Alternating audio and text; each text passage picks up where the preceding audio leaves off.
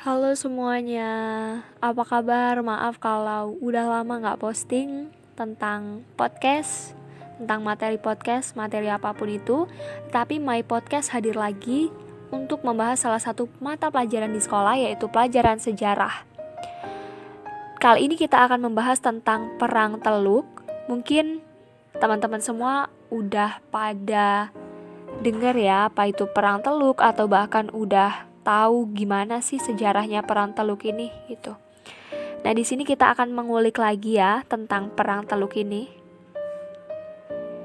Jadi, Perang Teluk ini dibagi menjadi dua, yaitu Perang Teluk pertama dan juga Perang Teluk kedua. Nah, di podcast kali ini kita akan membahas Perang Teluk pertama saja.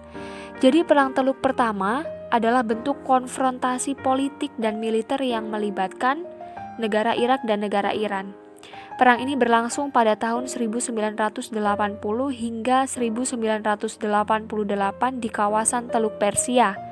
Oleh karena itu, perang antara Irak dan Iran, nah ini tuh disebut dengan sebagai Perang Teluk I atau Perang Teluk pertama.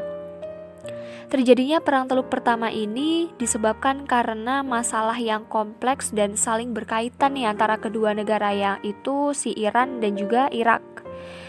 Beberapa faktor yang menjadi latar belakang atau penyebab dari Perang Teluk I adalah yang pertama adanya konflik antara etnis Arab atau Irak dan etnis Persia dari Iran. Terus yang kedua, konflik antara mazhab Sunni dari Irak dan juga mazhab Syiah dari Iran.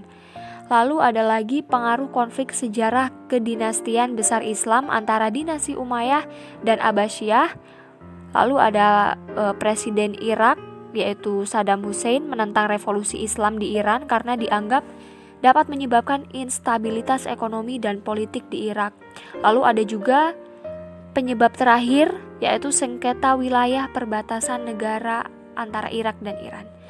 Jadi yang beberapa yang sudah aku sebutin tadi itu penyebab munculnya Perang Teluk pertama ini. Terus gimana sih Kak kronologi Perang Teluk pertama ini? Baik, Perang Teluk pertama ini diawali dengan invasi pasukan Baghdad, yaitu pasukan dari Irak ke wilayah Iran, yaitu pada tanggal 22 September 1980.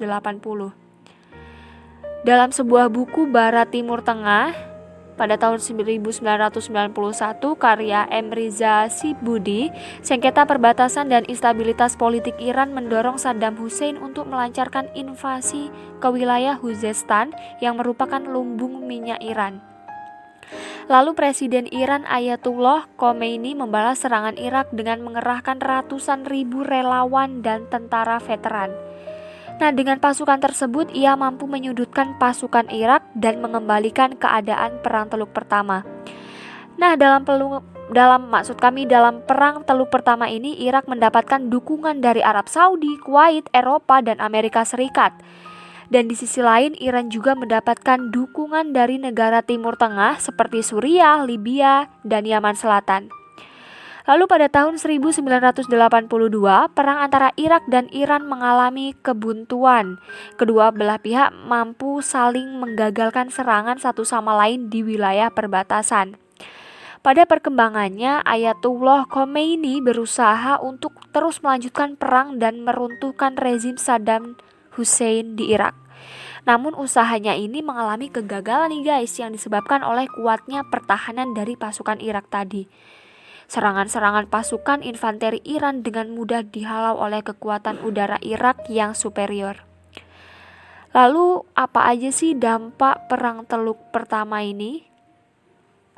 Dampak Perang Teluk pertama, Perang Teluk I berakhir ketika Dewan Keamanan PBB mengeluarkan resolusi yang berisi tuntutan gencatan senjata antara Irak dan Iran. Jadi di sini PBB ikut turun tangan ya guys. Pada tanggal 17 Juli 1988, Irak dan Iran menyetujui resolusi dari PBB tadi dan secara resmi Perang Teluk I berakhir pada saat itu. Lalu dampaknya cukup besar ya bagi aspek sosial, ekonomi, dan politik ataupun masyarakat internasional, seperti menyebabkan fluktuasi harga minyak dunia, terjadinya krisis politik dan sosial di kawasan Timur Tengah, terganggunya pelayaran internasional di kawasan Teluk Persia, dan yang terakhir menyebabkan kerugian sekitar 300 miliar dolar Amerika Serikat.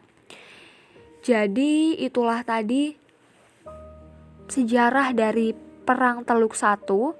Ini bakal ada lanjutan Perang Teluk 2-nya yang akan dibahas oleh temanku nanti.